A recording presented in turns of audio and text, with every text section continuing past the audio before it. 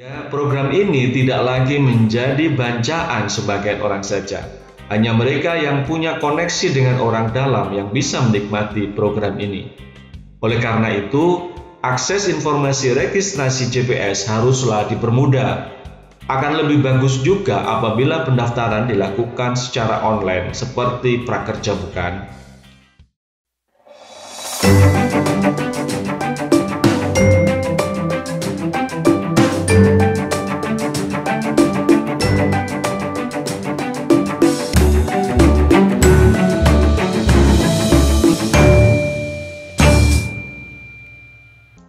Halo wargaku, Assalamualaikum. Wargaku, setelah pemerintah memberikan subsidi gaji tahap 5, Kementerian Ketenagakerjaan juga menyediakan program jaring pengaman sosial atau JPS. Program ini terdiri dari tenaga kerja mandiri dan padat karya yang bertujuan mengurangi dampak pandemi COVID-19.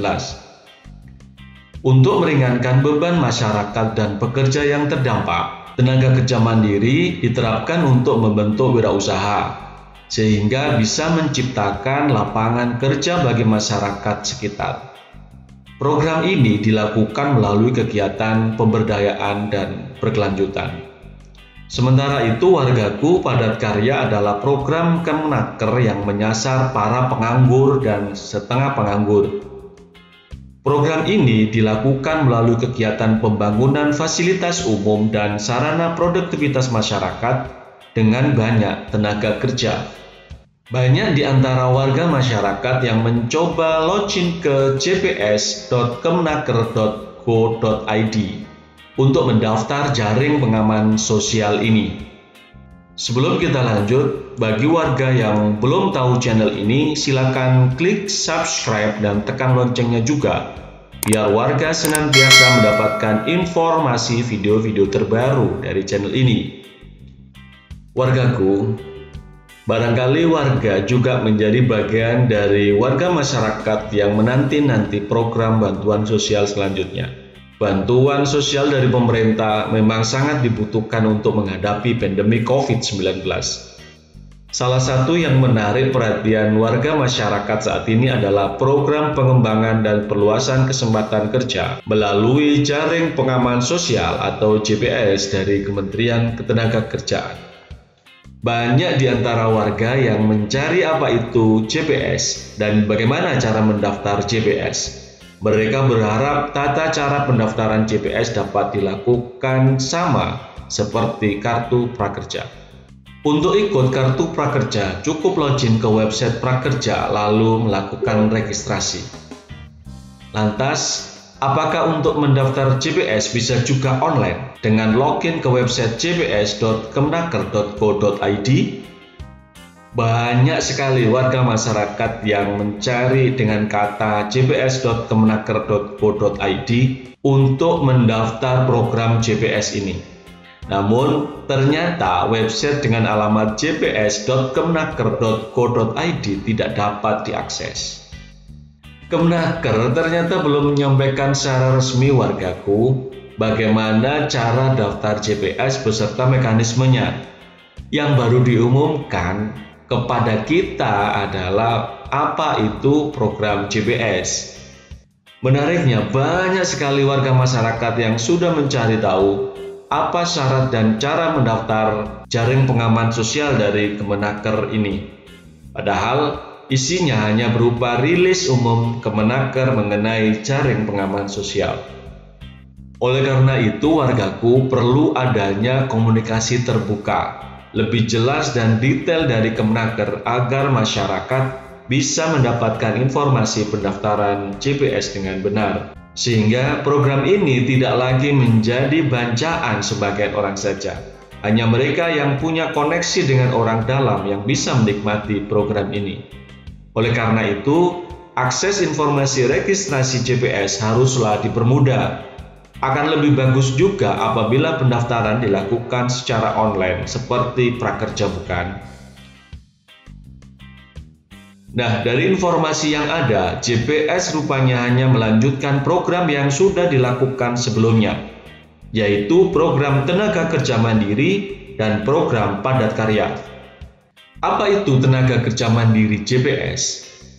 Program tenaga kerja mandiri atau TKM bertujuan untuk menciptakan lapangan kerja bagi masyarakat melalui kegiatan pemberdayaan dan berkelanjutan. Menurut Bu Menteri Ketenagakerjaan Bu Ida Fauzia, bahwa program penciptaan wirausaha ini bertujuan menciptakan lapangan kerja atau usaha. Berbagai upaya terus dilakukan untuk menekan tingkat pengangguran dengan program-program penanganan COVID-19, salah satunya TKM yang menyasar kelompok dan komunitas perempuan. Tentu ini merupakan bentuk dukungan pemerintah kepada pekerja perempuan agar tetap bertahan pada masa pandemi, serta mendorong kelompok ini untuk dapat memiliki semangat membangun diri menjadi seorang wirausahawan yang mandiri. Kelompok pekerja perempuan penerima TKM merupakan pekerja yang dirumahkan dan di PHK akibat COVID-19, sehingga kehilangan pendapatan sehari-harinya. Namun, para pekerja perempuan tersebut tidak putus asa dan menyerah dengan keadaan. Mereka mampu bangkit dan tetap mengembangkan wirausaha secara mandiri dengan program jaring pengaman sosial ini. Sedangkan, apa itu padat karya JPS? Padat karya JPS merupakan program pemberdayaan masyarakat yang menyasar para penganggur dan setengah penganggur. Bentuk programnya berupa pembangunan fasilitas umum wargaku dan sarana produktivitas di masyarakat yang melibatkan tenaga kerja yang banyak di masyarakat. Wargaku, program padat karya infrastruktur sebelumnya merupakan program reguler dari Kemenaker. Hanya saja di tengah pandemi COVID-19, program ini diarahkan untuk membantu pekerja yang terdampak pandemi COVID-19. Kedua program tersebut di atas merupakan stimulus bagi masyarakat pelaku industri kecil untuk meningkatkan kreativitas dalam memanfaatkan sumber daya alam dan sumber daya manusia di sekitar. Penerima bantuan akan mendapatkan pembekalan pelatihan berkelanjutan didampingi langsung oleh Kementerian Tenaga Kerja. Kedua program tersebut juga guna mendukung produk-produk kreatif industri kecil yang ada dan pada akhirnya dapat membantu masyarakat survive di masa COVID-19. Bahkan bisa menjadi kekuatan ekonomi baru di daerah masing-masing. Kementerian Tenaga Kerja melalui Direktorat Pengembangan dan Perluasan Kesempatan Kerja telah menyalurkan bantuan program TKM kepada 1.985 kelompok wirausaha dengan melibatkan 39.700 orang. Kemenaker juga telah menyalurkan bantuan kepada 1.091 kelompok padat karya dengan melibatkan 21.820 orang. Nah, dengan demikian boleh dikatakan dua program dalam JPS di atas memang sudah dilakukan pemerintah sebelumnya. Bukanlah sebuah program baru untuk menggantikan kartu prakerja. Semoga warga semua tercerahkan setelah mendapatkan informasi tentang jaring pengaman sosial dari Kemenaker ini. Jadi, wargaku tidak perlu susah-susah untuk mendaftar online di website jps.kemenaker.go.id karena website tersebut memang tidak bisa diakses.